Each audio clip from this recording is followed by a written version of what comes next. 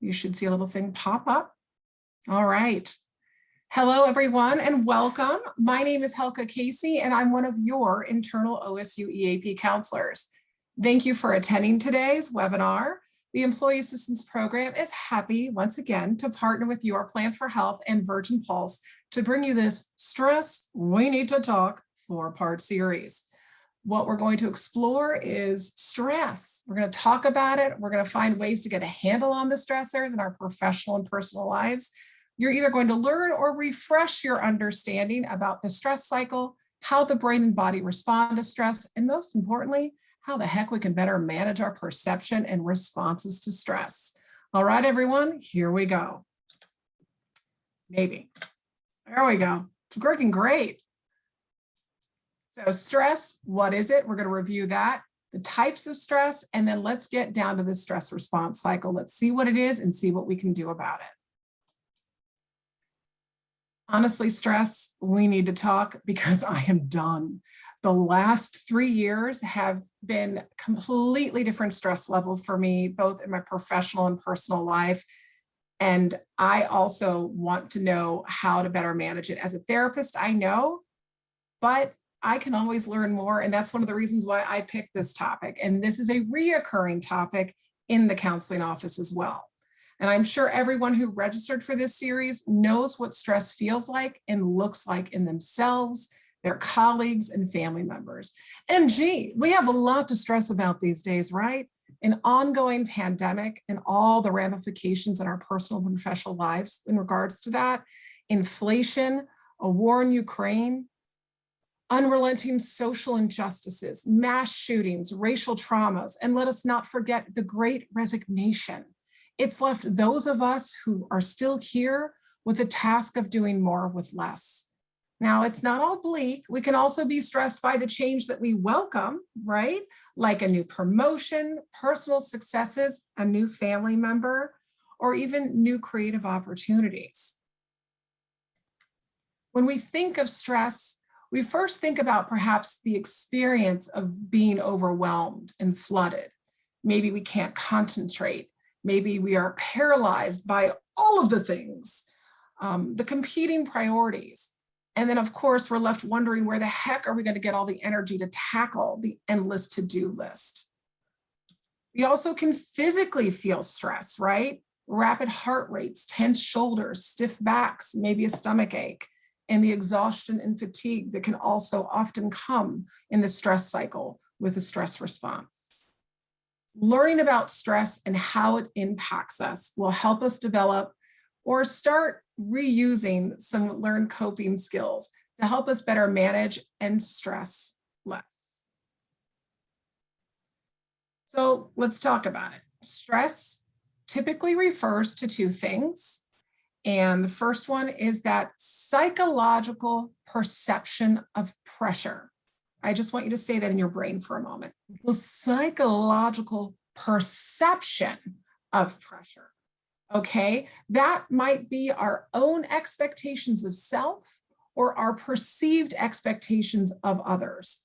So luckily, perception can be changed or altered, and we will discuss that further along in the series. And often when we think of stress, we immediately think about the mental health portion, right? The feelings and thoughts. But much like mental health, it's not just neck up, and neither is stress. It's also the body's response to stress, which involves multiple systems from the metabolism to muscles and memories. To be quite frank with you, I've been wearing my shoulders lately like earrings. They're gorgeous, are they not? Yeah, and I often have to remind myself to breathe and to unclench my muscles. And let's just say, when I can get in to see my masseuse, she has been working hard for the money because the last 3 years are all trapped in my traps. So once again, stress is not just the psychological perception and the psychological experience, it's also the physical experience and the body's response to it. So let's talk about the types of stress. Now, I'm just picking these four. There's also other things like distress and other ways other theorists have looked at it. I like to work with these. And usually when we think of negative stress, we think of acute stress. It's not cute, right? Nothing but cute, right? Yeah. It refers to that intense and unpleasant feeling that one may experience after a traumatic event. Remember, trauma is subjective. So what might be traumatic to you might not be traumatic to another. So let's show some grace to ourselves and others. Individuals can also experience this acute stress while attempting something new and exciting. I know I just had a little flare of acute stress when I logged on to the Zoom today, and I've been doing this for years. Still get that little bit of acute stress. People often experience acute stress in their day-to-day lives, and it helps them to deal with various challenging situations, and it's not technically as harmful as chronic stress. Now, chronic stress is that grinding stress that wears us down over the years. It arises from serious life problems that may be fundamentally beyond our control, such as poverty, war, or racism. The demands are unrelenting and you don't know when they'll stop. You get by day, whether the cause lies in your mindset or difficult circumstances. Many people stop fighting for change and begin just to accommodate that chronic stress, okay? Then there's episodic acute stress, and that occurs in several episodes over time. It becomes a part of one's daily life or creates a life of never-ending distress. So the chronic and the episodic, not so great. But the eustress, that's the good stuff, okay? And I love that it's called eustress. This is the positive stress that we get, right? This is from the exciting or stressful events that we look forward to, like maybe a wedding or a promotion or travel. And it helps us stay motivated and work towards goals and feel good about life. It's still technically stress. And that's something too, I had a conversation with a colleague the other day and I'm like, I used the term like, I'm just stressed. And boy, did she clock me therapy wise. She's like, are you talking eustress or another type of stress? And I'm like, it really feels like eustress because I've got a lot of cool things that are upcoming, yet I'm also experiencing this mental and physical perception and response. Now I got to let you know, Brutus and Helga got a little something for you. We really love this article that's on this page, and don't worry, you're going to get the slides later today. The Mind.help article is really nice, kind of going over the different types of stress and really helps you explore this concept a little bit more if that's something that's interesting. Now let's kind of move on to the stress response cycle. All right, this is what we've got, guys. We've got 5 stages, and the part we're going to focus more on today is 5, but I want to let you know what the other ones are so you have a better understanding of how this works. So stage 1 is the external stressor, or simply the triggering event. It's the only aspect of stress that your mind and body don't play a direct role in. So take that for a moment. If you don't play a direct role in it, then there's not a whole heck of a lot you can do, which means all the other 4 stages, we've got some room for influence. So that's very hopeful, much like my comment about the perception of stress. There is hope. Stage 2 is the internal appraisal. Okay, that happens just before, during, or after the actual trigger event occurs. At this stage, your senses are taking on information that something has gone awry, sending a signal to your amygdala, which is right back here in the back of the brain. That's the part of your brain that's responsible for processing emotions such as fear and rage. Once the amygdala is activated, a signal is sent to your hypothalamus, which is also hanging out back there, and the pituitary gland, which are responsible for maintaining homeostasis, that balance in the body. So that brain is going, holy shnikes, something's up. Let's get all these other functions ready because we may need them. And then stage 3 is those physiological responses, okay? They occur once the amygdala is activated. Once the hypothalamus and pituitary glands are signaled by the amygdala, the sympathetic nervous system becomes activated. Yes, this launch in your body into the fight or flight, freeze or collapse response. This response stimulates our good old cardiovascular system while accelerating your heart rate, right? We feel that, don't we? And at the same time, your parasympathetic nervous system is suppressed, causing your immune and digestive system to shut down. Great. So we might be getting a little bit more sick. We might be a little bit open. And gosh, we love gastrointestinal distress, don't we? Thanks, stage 3.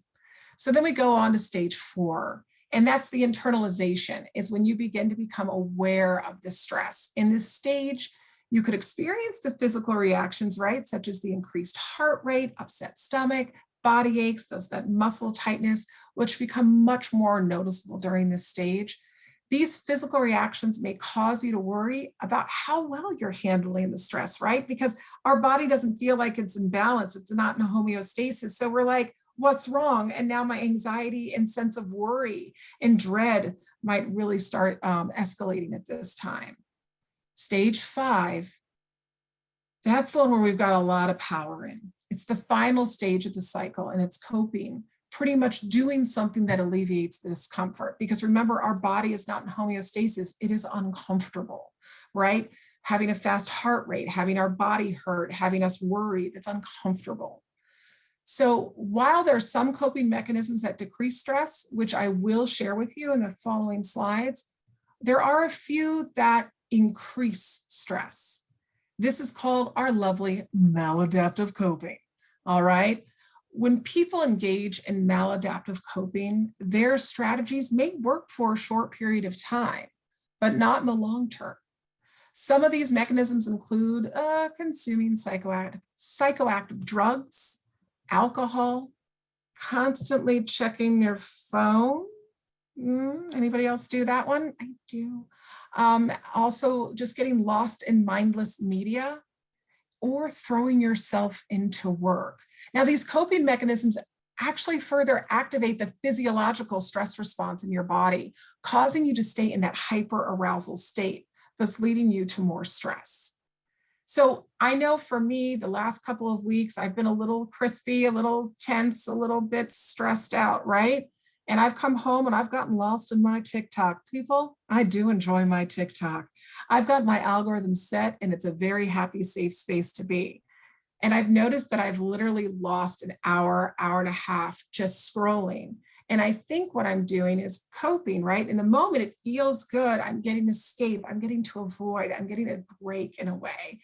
But it's actually keeping me in that hyperarousal state because my brain is getting so much information, and it's not always happy information. It's stuff about January 6th. It might be stuff about a recent law that changed. It might be stuff like that. And it's just constantly at me. My algorithm, unfortunately, isn't just puppy dogs. So we need to think about that for a moment. We really need to complete the stress response cycle with the healthier coping. Let me kind of summarize what I just shared with those 5 stages. Let's say you receive a breaking news notification on your phone on Friday evening about either like COVID-19 or another mass shooting, right? And that's happening. Your cortisol and adrenaline spike, boom, it's going to go up. Your body enters that fight or flight, freeze or collapse response. It chooses flight and commands that you bolt to safety somewhere far away, where terrifying changes can get you. Apart from that, of course, you don't get yourself to safety. You scroll through your phone to see whatever information that you can find. And then you like panic eat and a whole bag of chips are gone and you try to distract yourself with Netflix. The problem is you just really haven't completed that stress cycle. So it just keeps going on and on because the maladaptive coping didn't really help. In the moment it did, but it continued some of those other processes. So much like our brain, when we see stress, our brain interprets that almost as a threat, okay? And so naturally the brain wants to get to safety. And that's what we need to do through coping, is getting to safety. So we got to complete that stress response cycle, right? We got to cope. So one way we can do it is through movement or physical activity. Because that fight or flight or freeze scenario, right? It's activated and it's helping you survive the threat, right, of the stress, and it's keeping your body safe. You can actually imitate the natural response with exercise to get to safety. Your brain doesn't know, right? It just imitates it. So you can actually do that by moving. So that could be through jogging, playing your favorite sport, dancing, hiking, swimming, Pilates, lifting weights, or walking. The brain's like, hey, we're moving. So we're getting to safety. So that's something that you can do. You can get lost in some fun creativity. Doing something creative such as drawing, writing, knitting, even making fun little pictures in your to-do task or journal. That can help you recover from a stressful event and boost your energy levels. The key really is to do something that you enjoy. And of course, my favorite is laughter. Yes, good old laughter. It's a useful way to release and express your emotions that you keep bottled up. Some easy ways to get to induce laughter is to maybe recall a funny story, watch a funny movie, or visit friends who make you laugh. We all have the friends who have perfect comedic timing. I would suggest going to them. Not a bad idea. This one happens often in counseling, crying. And everybody's like, I'm so sorry I cried in front of you, Hulka. Of course, I retort with a horrible comment like, well, if you're not crying, I'm not doing my job. That's not what I mean. Crying is just another physical way for our body to release emotion. Crying does not always equal sadness. It's not the only emotion that gets processed through tears. Frustration, confusion, being overwhelmed, those are synonymous with feeling stressed, right? So having a moment to just cry and process through that and let your body release that is another way you can complete the stress response cycle. Also, affection. This can be physical affection, or this could be emotional connection or affection, all right? Physical comfort from a loved one can really help mimic that safety piece, that safety step of the stress response cycle. If you consent, of course, to touch and you feel safe with somebody giving you a hug, there's actually research that says a 20-second hug can help activate the release of oxytocin that sometimes refers to as the cuddle hormone. I freaking love that. And it can really help you feel safe and comforted. And remember, that's what we want after we feel a threat. We want to be safe again. So this can also be done by cuddling with a pet, which if any of you know, I've got my Boston Terriers. They're not really huggy until they're asleep, and then I can hug them. You can do this through self-massage. Moving your hand in a small circular motion on your chest can be really helpful, and embracing yourself even in a hug. So that can be really helpful, or being around people that love you and care about you and can show you that emotional affection. You know, as therapists, we love our breathing because there's so much science to breathing in the brain and the body. So that's why we like it, you guys. Slow, deep breathing can help your body regulate its stress response. There's some ways that you can do this. A popular one is called 4-square breathing. And if you guys would like to try it with me, I'll try to do my little square. We're going to breathe in for 4 seconds, hold for 4 seconds, exhale for 4 seconds, and inhale. And we just keep doing that. Sorry, that last one should have just been a hold. So it's breathe in, hold, breathe out, hold. And that's something that can be really helpful to do that. One of the things we know when we do intentional breathing like that, it lowers our pulse rate. So the back of the brain isn't as activated. We're breathing in, we're getting more oxygen, and then the focus of the brain starts to move up to the top to that neocortex, which is the logic center. Sometimes it's good to get into the logic. That can also help you complete the stress response cycle. And then, of course, rest. And that's been a tough one these days. Getting enough rest, including a full night's sleep, can really ensure that your body will recover from stressful events. I know for somebody, I have chronic fatigue because I have one of these fun little illnesses. I'm constantly having to look at what kind of energy something's going to take, and can I do that? And I'm starting to learn I sometimes have to plan for rest and also continue working on my sleep hygiene, which is, I'll get more into that in just a moment if you haven't heard that term yet. So here's some coping resources for those things. So for your physical fitness, honestly, our personal health coaches over at the Health Plan are great. They're very understanding, they get behavior, they understand, and they can help you get on a more active regimen and really meet it to your needs and your life. So if you need a little encouragement in that area, it's a great free resource. I love free. And then we have, if you're wanting to get creative, but you don't know where to start, there are fun art therapy exercises that you can do yourself. I've included this link. Once again, you're going to get all this at the end. I'll make sure you have it. That's been really nice. So for the funny piece, if you can't get to anybody right now, there's a list of 100 best comedy movies. Awesome. Now, please note, comedy is also subjective. Some of us like certain kinds of humor, others don't. So just take a look, see what's good for you, and have some fun. Then I found this really cool article from Help Guide, and inside it, they have all sorts of great healthier coping skills to help with completing the stress cycle. But there's a 5-minute self-massage to relieve stress. It was number 5 in their article. And then if you've ever been on one of my trainings, y'all know I'm pushing Insight Timer, and no, I do not get paid by Insight Timer. I like it because A, it's what? Free. But the nice thing about Insight Timer, it's a great app, and it has all sorts of meditations, guided imagery from 2 minutes to an hour, and on various topics. So if you're feeling more anxious, if your ADHD is kind of really needs to get a little honed in, if you're having chronic pain, that Insight Timer, you can always find something on whatever topic in a way and format that would work well with you. Also, I don't know if some of you are aware, most of our Wexmed folks are aware, but not a lot of our university folks are. The OSU EAP created something called Pause and Reset, and we have pause and reset activities available to you. And they have little recordings. They're not more than 3 minutes long. You can go onto our website and find those. I've also included the link.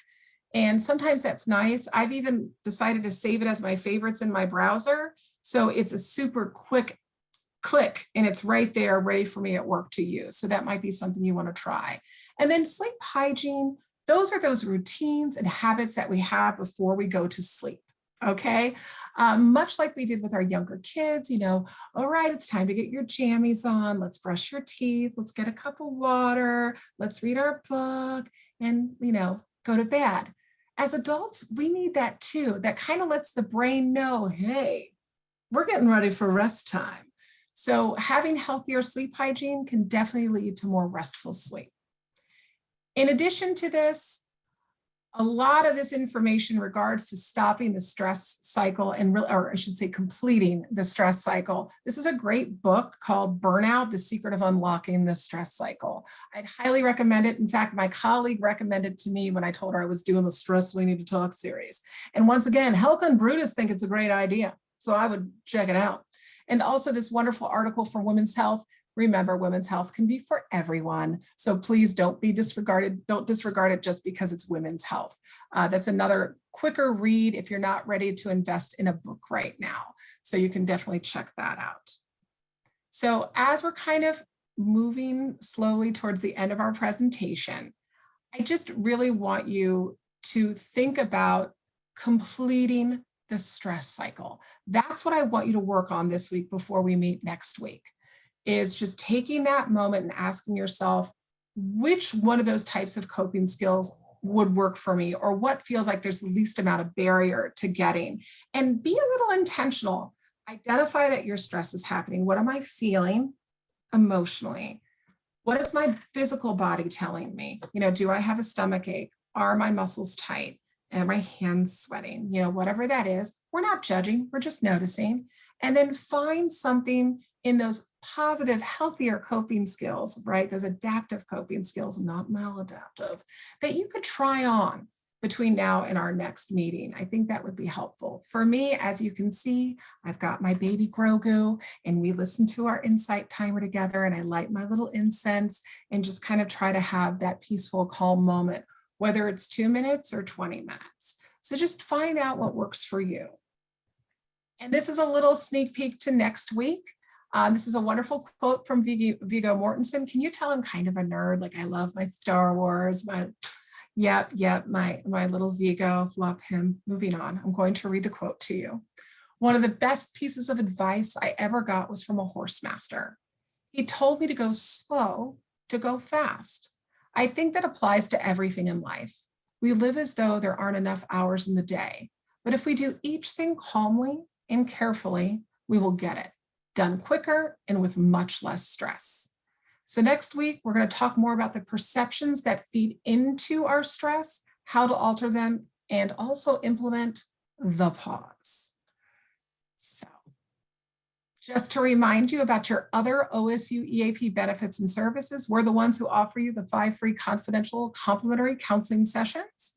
We also offer a lot of work-life resources and referrals, such as legal, financial, and we've got some new ones, guys, medical advocacy, personal assistance, and life coaching. Life coaching is great when you're wanting to be more successful and you have certain goals to meet, where counseling helps you heal.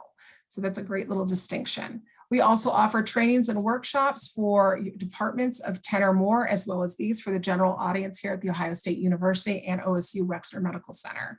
We also offer manager and supervisor support, and we're a part of the crisis and critical incident response teams here at OSU. If you need the EAP, we're at 800-678-6265. You can also check out the EAP portal. It's awesome. It's got lots of resources and our online submission forms. If you have any questions about any of our benefits and services with the EAP, please feel free to email us at the EAP at osumc.edu, and the internal team answers those, so that we can help you with any questions that you have. Some other employee resources for you are lovely health coaches, the OSU Center for Integrative Health and Wellness, and YP4H. That's why we're here, right? They have a wonderful Stress Less Center on their website. I'd highly encourage you to check it out. Once again, thank you. I'm going to be turning off the recording in just a moment. If you have any questions, feel free to use the chat. All right.